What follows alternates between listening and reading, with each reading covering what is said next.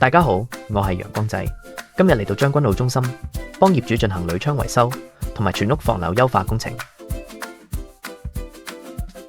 師傅到埗之後會做好準備工作，就開始拆窗肉搬到後樓梯進行鋁窗維修。可以見到啲手掣同窗鉸配件都有氧化同鬆動嘅情況啦，及早更換先會更加安全。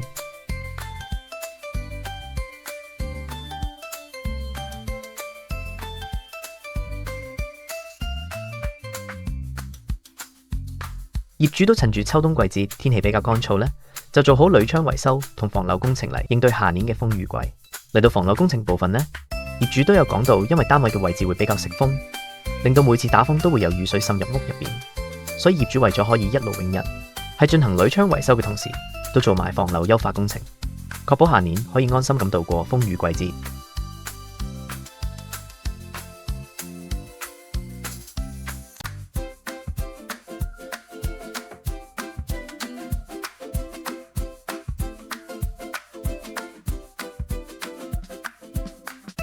係最後都加咗埋防風扣，加強鋁窗嘅安全性。